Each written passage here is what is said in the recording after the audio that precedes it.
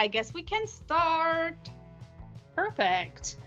Okay, so for anyone new who's joining us, we like to start with a little bit of an introduction to who we are. So, Elena and I have been working together for like 9 months now, I think we're going on 9 months, to really help PhDs make the transition from academia to industry. And what we are doing, so we launched Alma Me in January of this year. And Alma Me is all about empowering you all to really make that transition from academia to industry by equipping you with the right information, tools, knowledge, resources, networking connections to help you achieve your career aspirations. Because ultimately, we know that when you're in sync with your career and your life, that can lead to some really fulfilling things and a very prosperous outcome for folks. And today's conversation is really going to be about how do you translate your academic experience into an industry job search. So one of the things that we see a lot with PhDs, I mean, you've spent a lot of time on your academic experience, on kind of your whole academic career. So that's obviously something that many of you hold very dear and you hold very close to your heart because you've invested, your time, energy, effort into your academic achievements for so long. And so what we've seen is that it's shocking for many PhDs when they make the shift over, or when they try to make the shift over to industry, and they really feel like, you know, industry hiring managers and recruiters don't really care about their academic experience. And that can be really jarring for a lot of people, understandably so. I mean, when you've invested your heart and soul into something and it seems like, other people might not care about it as much as you, that can be really, really jarring.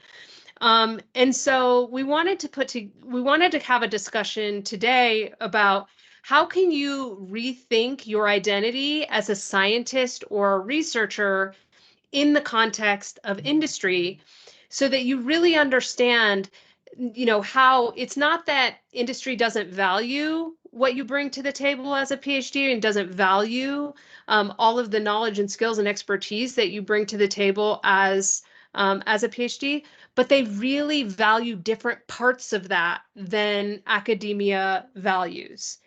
And so we want to get into that. And once you understand what it is that industry values, we're going to talk a little bit about how you can then use networking as a force multiplier in your career search, and then just talk a little bit about common experiences of some of the PhDs that we've worked with. So you really get a good feel for kind of, hey, you're not in this alone. Some of this stuff that you experience in a job search is just normal stuff. It's not a personal indictment against you.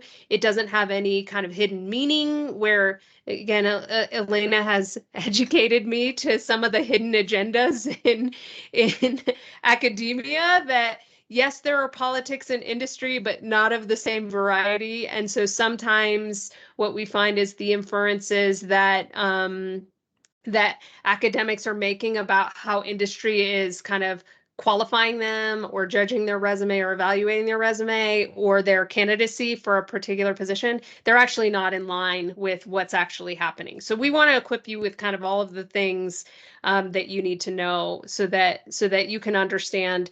Sometimes it's just about shifting kind of how you view yourself because there's different expectations in the industry environment. So with that, when you think about your identity as a researcher or a scientist, one of the big challenges for academics breaking into industry is that they come up against a perception in industry that you're going to be overly academic.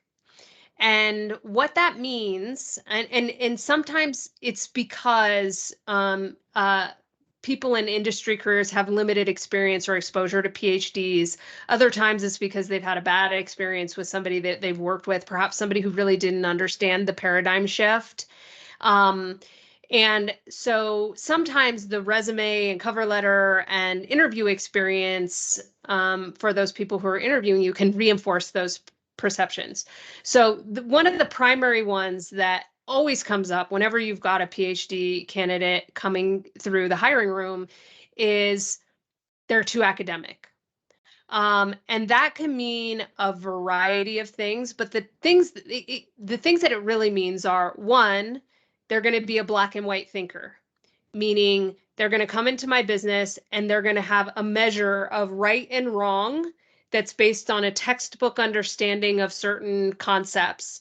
And they're not going to be able to be creative and think outside of that textbook and kind of really break out of that box of things being in black and white, because in industry things are often in shades of gray. And so I'll give you an example. There was one PhD. I've spent a lot of my career in data and insights and technology. And so in those industries, there's a ton of PhDs. You run into them all the time. And there was one particular gentleman who I worked with who we're developing a new model around natural language processing that started to link the language people used to visual kind of content development. So a lot of our clients were in the marketing wings of their companies, and the outcome of the methodology that we had developed was only moderately better than chance. So, we had we were able to repeat our results somewhere around like 60% of the time. And for our clients, that was good enough for them because that was better than the coin flip that they were doing previously, which was all just based on the pure gut decision making. This person just couldn't get beyond that the repeatability was lower and that reliability of those results was lower than he was used to in his academic career. And he ended up leaving the company as a result of it. He just got really, really stuck on that particular issue. And those are the types of things that happen in business all the time, because when you're building a business, it's not about necessarily being right or wrong. It's about your probability. It's about increasing your probability for success. And so if I have one thing that increases my probability for success by a single percentage point, that's better than I was yesterday. So I don't have to have a perfect decision. I have to have a good enough decision. And I don't have to have perfect information. I have to have good enough information. And so when you're thinking about your identity as a researcher or a scientist, the way that kind of research gets used in industry is a lot different. It's not about perfection. It's about giving directional guidance that tells me, am I making decisions that are on the right path? Whether that's in product design and the products we're putting out, whether that's making a strategic business decision about markets that I'm going to go into, whether that's marketing decisions about how to target my audience. I'm not using the science part of it is not the only piece that I'm using in my decision making, as it is in more kind of academic or scientific positions. It's just one piece of that overall kind of decision-making construct. So as you're thinking about your identity as a scientist or researcher, one of the things that we really encourage PhDs to do is think about the different ways that your research or your research-related skills could be used within a business to improve the probability of closing sales, to increase brand awareness within their businesses, and better understand how a particular product or algorithm or discovery that you're integrating could help them better market to their customers or wedge in further or get greater market share with their customers? How could a discovery around process or how you produce the different things that that business produces, how can you use research to inform how they can get better? Because in business, it's not all about taking that one giant leap all at once. It's about the incremental improvement as you go. So you don't just get one crack at the apple in business. You get multiple cracks. You kind of get to say, okay, we used this information, we got better here, here was the outcome. Now, how can we even get better? So there's that iterative cycle of improvement. So as you're thinking about how you position yourself as a scientist, the thing that I know when PhDs come across my desk as a candidate, the thing that I'm always thinking is, do they have a growth mindset? So if I bring them into my business, are they going to be able to innovate and explore and think of creative solutions without getting stuck in there's only this one way to achieve success? Are they going to be able to explore and expand and actually take risks that make them uncomfortable if the data doesn't fully support the decision? And so that's really shifting out of that black and white scientific thinking into something that's more fluid and flexible and dynamic, because in business, you don't always have to be right. It has to be good enough.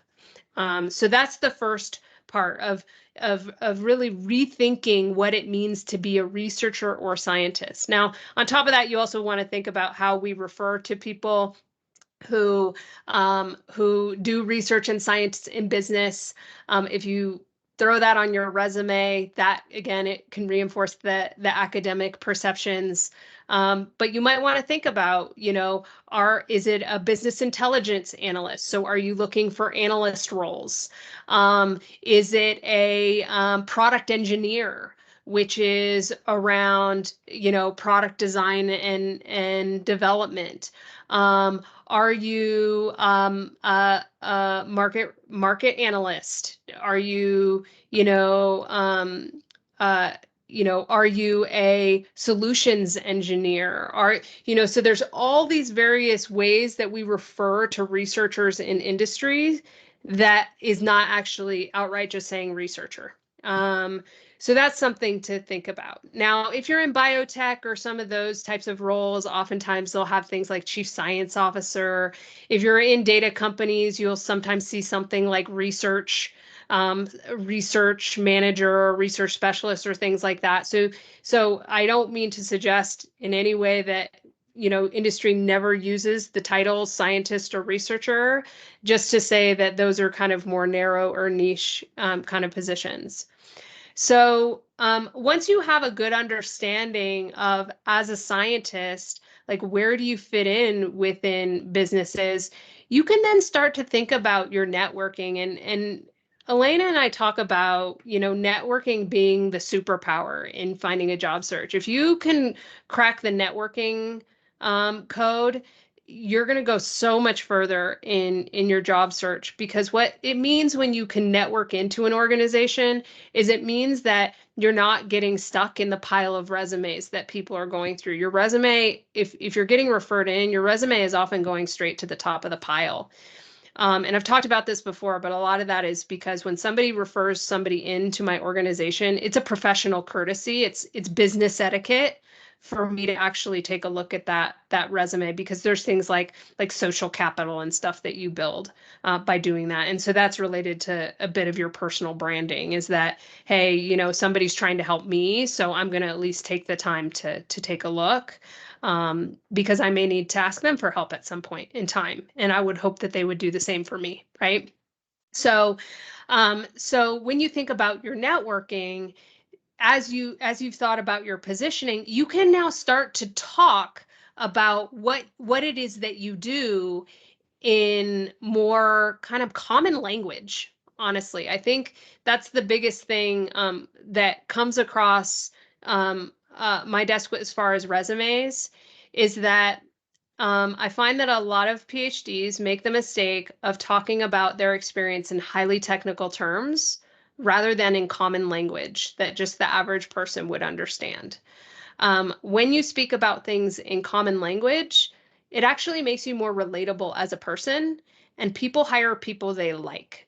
So, whether that's in networking, if somebody is coming to me in a very personable, relatable way where I can follow what they're talking about and participate in the conversation with them as a result, I'm going to be much more likely to refer them to other people in my network because I know that, hey, if I put this person in front of somebody I know, they're not going to do any damage to my reputation. Um, but also, I just really enjoyed talking to them. So I want to help them out. So having that personable language, a friend of mine calls it the pub test. He's from the UK. But he says, when I think about people I want to have in my network or people I want to hear or I want to hire, I should say, it's the people who I want to go and have a beer with after work, you know? And so that personability, if you can kind of start shifting your thinking outside the academic paradigm to the fact that in industry, a lot of the networking relationships, they're actually friendships.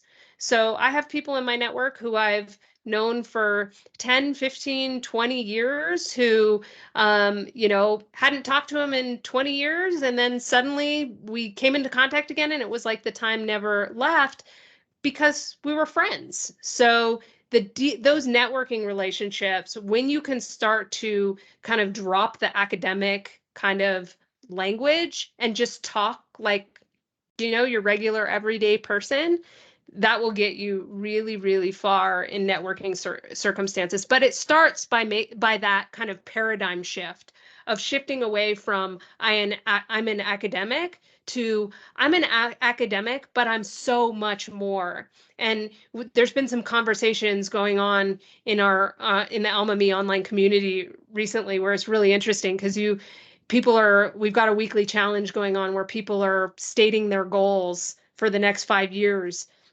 And we've got people in there who are like, I want to get a job in biotech, but I also want to be a photographer.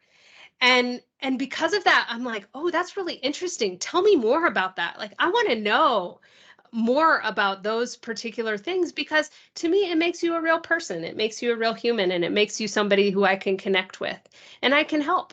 And so that's what I would say about networking as a force multiplier. Networking really at its core is about developing friendships.